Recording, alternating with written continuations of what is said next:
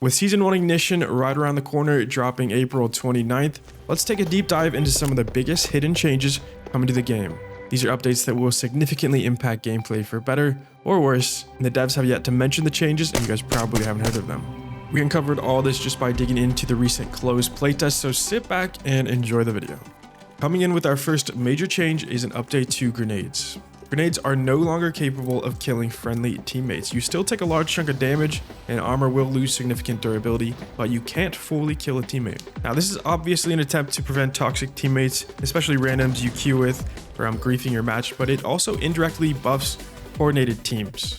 Without the fear of dying from friendly grenades, teams are going to be much more confident to be aggressive and push in coordination with grenades, which is going to be really difficult to deal with.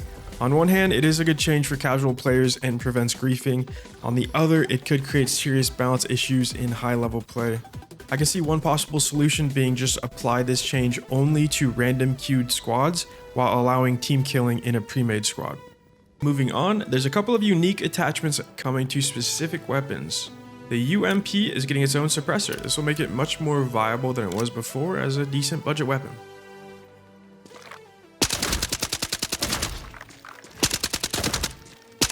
The Uzi is also getting a unique attachment with a new 50-round drum mag. This weapon was already a good cheap option for dealing with scavs, but with a new drum mag, it's better suited to take on scavs and players alike.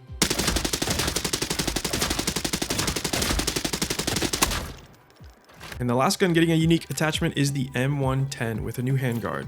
The new handguard gives +2 vertical and +3 horizontal recoil over the previous default handguard, so a meta M110 will now have slightly better recoil stats than previously possible. Now, before you get up in arms about a buff to the M110, note that its fire rate has been reduced by 50 and its effective range reduced from 104 meters to now 80 meters. Next, let's take a look at farm and some of the overhauls they've done here to this map. A lot of different changes on farm. Some of you might know already that a lot of windows are now boarded up, specifically second floor windows. So we're in gray in here. Most of the windows are now closed off. It seems the map designers just want a few key vantage points, and they don't want a lot of high up second floor overwatch positions that allow you to see large portions of the map. You can see even this locked White House over here right next to the stable has had its second floor windows boarded up. It is always a little weird when you get restricted from something you used to have and then they take it away, but had the map always felt like this, I don't think it would be a big deal. And there's no doubt that this will definitely nerf building camping a little bit. We're in Villa now, and we still have this window that overwatches the Orange House spawn, but all other windows are now boarded up. I feel like this makes playing in some of the buildings more dangerous because you can't properly clear the exits, so people might end up camping outside. And then this right here is probably my favorite change to the windows. This locked White House next to Extract is now boarded up on the second floor. They're less likely to get Extract camped here. And they've also rearranged some of the vehicles here and given you a little bit better cover at the actual Extract. Many of the walls on farm have been updated. So this long stone wall, for example, that divides stable from the main road has been updated. It's now much lower. It's a wooden fence. You have a new opening here in the midsection where you can peek out, and it opens up this route that used to feel pretty claustrophobic. It'll make it much safer, I think, to walk down this lane, and you can peek over a little easier. Overall, it's a nice change.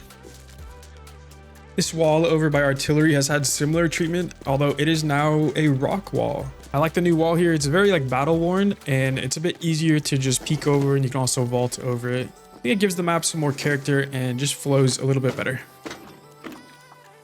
Additionally, the walls over here at North Wheatfield have been redesigned. They were much taller originally. They've been shortened. They're just wooden fences now. And they've added some new jump ups now that the walls are much smaller and easier to peek over. And almost all the peaks function a little different. Here's the old peak. It's just a much taller wall. You had to get higher on the haystack. Here you can just jump on the wood and see over easily. And you can jump up here. This is once again the old map. A little awkward because you got to jump on this metal piece, but now as soon as you're on the barrel, you can see up, or on the wood pieces here. And a new jump up is right here now. The walls were so high before. They have a little haystack you can jump on top of and get a different head glitch. This jump up area by loading has been totally smoothed out. It used to be very buggy and you could actually get stuck here behind the tractor. They've removed that spot, so you can't get stuck behind the tractor, thank God. And just vaulting over as well is much easier. You're not going to get stuck in weird spots. Hop over easily now. Same kind of deal over here. They made it easier to walk up onto the bust here. You'll see that's where they've added the new safe to farm. Moving on here to the back of Orange House near the spawn, a lot of new detail here. I think all of this is overhauled to incorporate the new team elimination mode. This is where one of the maps take place. So back here in this little rundown village, it's been expanded with lots of new cover added. It feels very much like a little PvP zone now. I wonder how many fights are going to take place back here. I imagine they're going to leave a spawn here over by the warehouse. So Orange House spawn and warehouse spawn are probably going to fight back here quite often.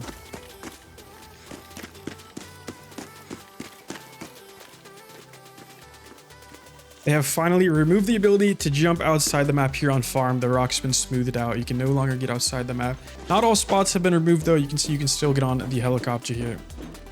Unfortunately, with the removal of old spots, they've also added some new spots. Now this used to require 2 people to boost up and do, but now with the new box here on this wall, you can do it solo. Just hopping across this door here and scaling along the walls. You'll end up back here near one of farm's extracts on top of the warehouses. It doesn't end here. You can keep scaling the wall and it gets pretty bad, the amount of angles and just how strong this position is. It's one of the worst glitch spots we've had on the map, and this is what makes it so awful. You can see as we round the corner here on the edge of the wall, you overlook the extract, one of the most common extracts on farm.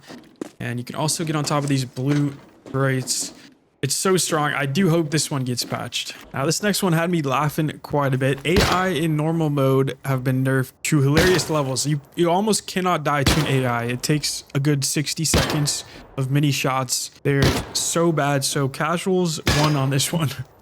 Next up, we have a few audio improvements, starting with shrapnel sound effects added to grenades. Audio on grenades indoors has been adjusted and is now more muffled. And the sound level of doors opening and closing has been lowered substantially.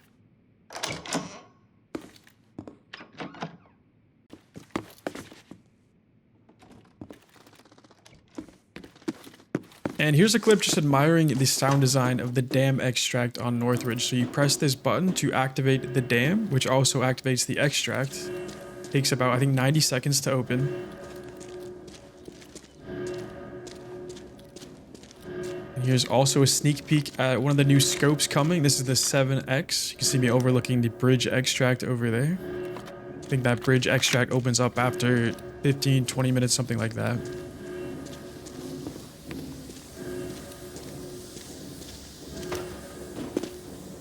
And stepping outside behind the dam, you can watch as the gate opens.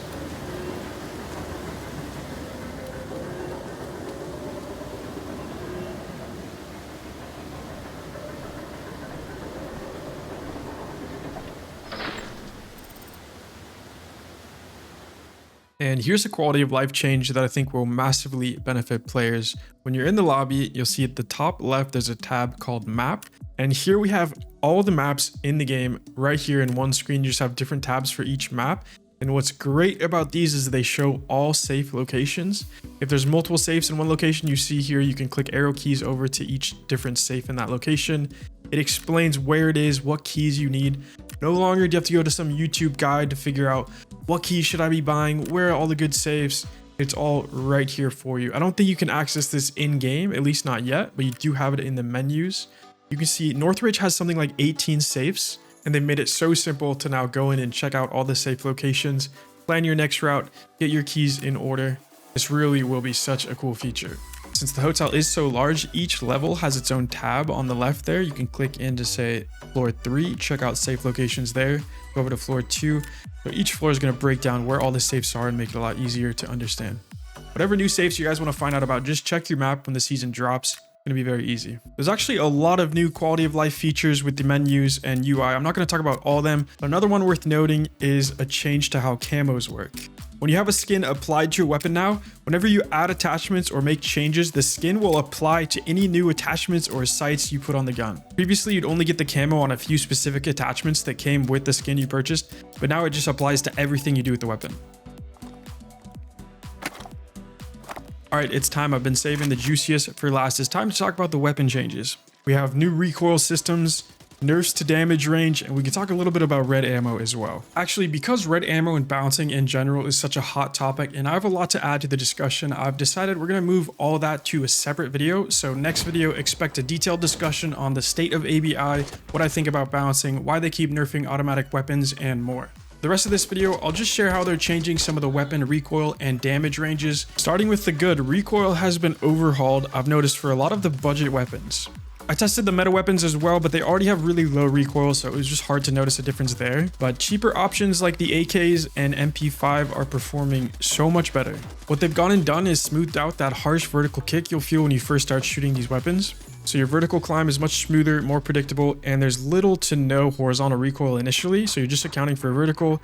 As you continue to spray, horizontal starts to kick in as your vertical reduces. What this means now is burst fire is finally viable. It feels really good to burst the AKs, for example, and guns are just generally easier to control and more predictable. Looking at the old AK-74N, for example here, notice how when I'm burst firing, the red dot is just flying up over the target's head. Quite a bit of kick there, and this just makes bursting accurately difficult. Now look at the new AK. That's me doing a controlled spray, but here is the burst, and this is almost with no control. You see my red dot is always on target on the head from multiple bursts. It's night and day difference. Here's the old MP5. It has that harsh kick up and then it immediately drops down back to like the midway point and the horizontal kicks in. With the new MP5 here, the clean climb all the way up and then it stays at that peak and horizontal will kick in. Just way more predictable. Old MP5 burst here, you can see big gap up after that first bullet, which makes bursting so difficult. New MP5 burst, just a clean vertical line. I didn't get to test all the weapons, but I would expect changes to most. Here's the MP40. The original had quite a lot of kick here. I'm trying to control it. And here's the new MP40, also controlling it, much tighter spread. And now we have the SCAR using a 4X. So I noticed something interesting here. There's much less camera shake. I think recoil might be reduced as well. There's less camera shake. It's a cleaner image when spraying. And I think this is going to make using optics on ARs while full auto much more viable. In other news, the worst weapon in the game is still the worst weapon in the game.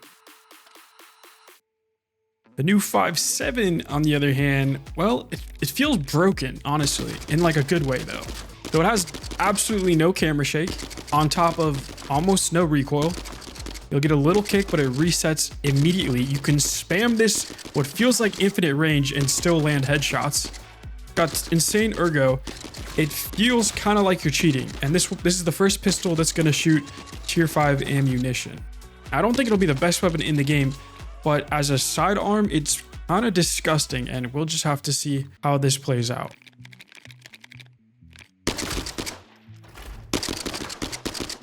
Okay, now moving on to the spicier changes. This is where the drama is. In the new season, we'll see nerfs to pretty much all the weapons, but especially fully automatic weapons, because what they've done is essentially reduced the effective range for almost all the weapons across the board. Now, as I said, we're going to talk about this more in next video. Don't have a panic attack and uninstall the game just yet. It's gonna be okay. They will continue to work on balancing. So here are some of the notable nerfs to weapons. Looking at the M4 first, they have reduced the RPM from 800 to 750 and the effective range from 83 to 49. That's a 40% nerf in effective range. Now, just for reference, everyone, outside of your weapon's effective range, your bullet does 30% reduced damage. It doesn't matter the gun, barrel, or ammunition. Pretty much now, immediately outside of weapon effective range, you'll see that 30% damage reduction, and then it maintains that damage at any range past that.